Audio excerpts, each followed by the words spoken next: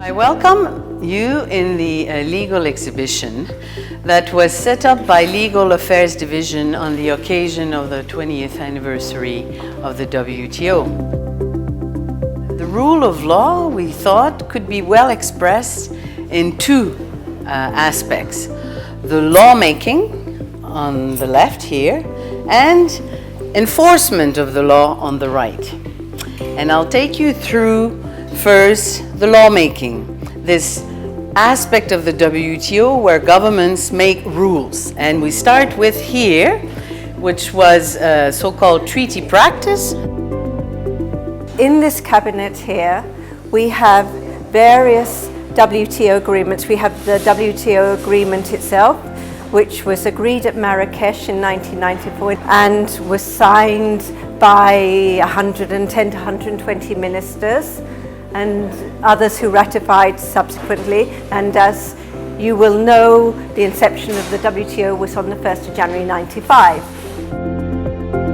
The WTO is a treaty, but other governments, other than those who signed it initially, can join in, and it's called the process of accession. This information stand provides a snapshot of the accession process, beginning with the application that is submitted to the WTO Director General. Throughout the process, it also illustrates the architecture of the resulting accession package. This exhibition represents the increase in the volume of accession-related documentation. The resulting accession protocols are contained in this exhibition. The archive section has a large collection of documents dating back to the GATT time and the Uruguay round. We chose just two areas to show in this exhibition. The transition from the WTO from GATT originally was brought up in the FOGS group. One of the old memos refers to some of the institutional problems of what is called the MTO, the Multilateral Trade Organization. And the MTO changed its name for the WTO at the very end. History reports that the US did not like MTO. We also have some handwritten notes on the actual first meeting of the FOGS group and a note on that meeting. Finally, decisions by the Committee on SPS or TBT.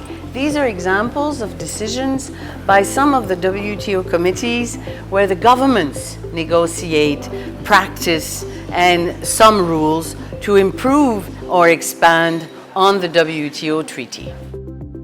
So this is, as I mentioned, overall, four aspects of the rule of law in its lawmaking dimension. The other side deals with enforcing the rules, the dispute settlement dimension. This image shows three disputes. It was an idea of DG Azevedo. The exhibition shows the dispute in US gasoline, in Easy Bananas, and in the large civil aircraft disputes.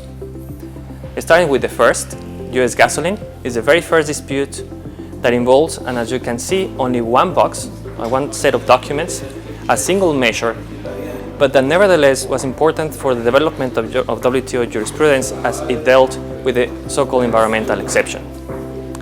The second dispute that we have on display, Easy Bananas, is a dispute between certain Latin American countries against the European communities at the time for certain preferences were given to bananas from the so-called ACP countries, African, Caribbean, and Pacific countries. The last set of boxes relate to the two large civil aircraft disputes that relate to subsidies given to large civil aircraft industries in both the US and the European Union. Second, along the board there, you have examples of very relevant documents for all dispute. For instance, the basic agreements that tells you what happens when one government wants to initiate dispute. On these two sides of those tables, you have examples of timeline of real disputes. On the other side of this short podium, something also very neat are the main objectives of dispute settlement in the WTO. To end, a jewelry of the WTO, it's our appeal process with the appellate body members. We have, since the WTO, a Court of Appeal, an appellate body process that deals with questions of law.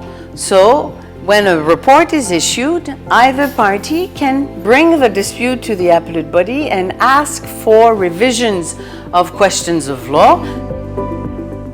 With the foundation of the WTO, the appellate body came into being. Different members addressed Peter Sutherland, who was the Director General of the WTO, proposing members for the appellate body. Here we have a selection of letters with their proposals.